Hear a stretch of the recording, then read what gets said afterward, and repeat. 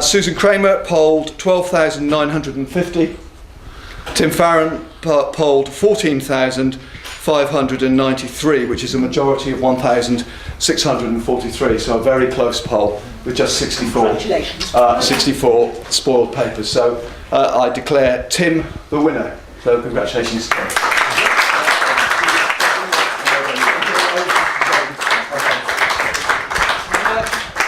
Somebody just pointed out to me this is the closest presidential contest they remember, although I think the thing that both of us need to take heart from is the first one that's not had Lembit in for a while.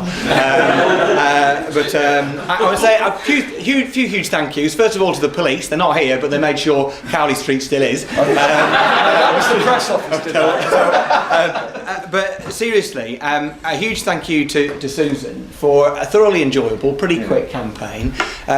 Really fair, really interesting, genuine debates about some of the issues that we face as a party. And I've learned an awful lot from Susan this last 5 or 6 weeks, and she has an awful lot to give, and I will attempt to take some of it. I want to say a huge thank you to all of you, those of you who've been counting this morning, and I understand you don't have to bother with all the transferring of 0.37 of a vote for the FPC elections and so on, because you've got computers to do that, which is dead boring, and I'm frankly very disappointed. But a huge thank you to my team, to Chris, to Paul, to Susan, to Rasheen, to Karen, to all of you who helped out in the campaign. Those of you not here, to Rosie, my wife, who's been long suffering and sat at the back texting.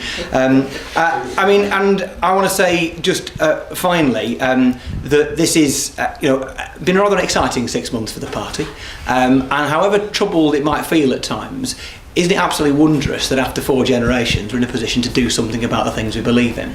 And the most important job for the President is to stand full square behind Nick Clegg as our leader, who I actively supported in the leadership election 3 years ago, and still fully support and think he's doing a wonderful job as Deputy Prime Minister.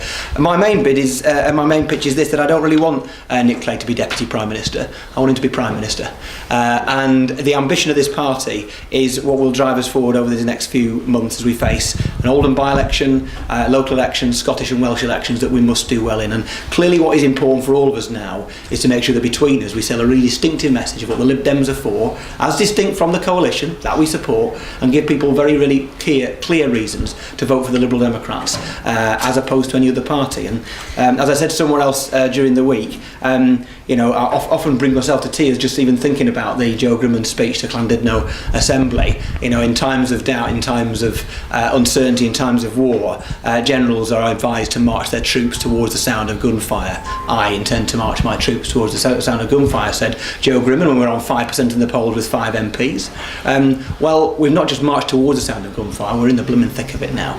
And so occasionally we're going to get wounded, and this week it feels like we've been a bit wounded, but far better to be in the thick of it, making a difference at the battle, than to be, as we were 60 years ago, not even there.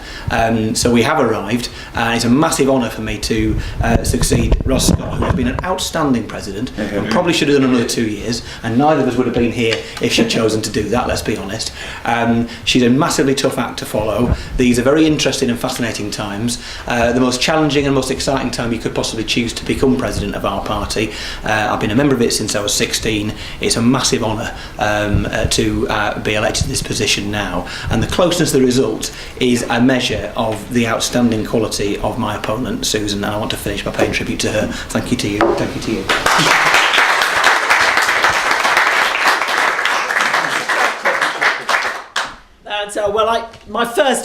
My congratulations to Tim, as well as my thanks to everybody in this room and everyone else who worked on both campaigns. It has been extremely good-natured, and I have thoroughly enjoyed the last few weeks of campaigning up and down the country. Can I say, though, that, blonde young men and a couple of thousand votes are clearly my nemesis for 2010. Ginger.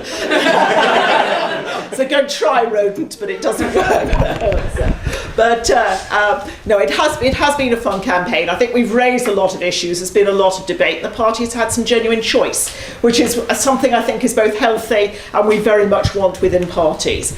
And I'm delighted now to back Tim, just as I back the leadership, and I will remain very much involved, very much engaged with its party, to whom I owe a great deal, and where my political heartland exists and to which I remain extremely committed. So my thanks again to everyone today. It was lovely to see a count done the old-fashioned way for once.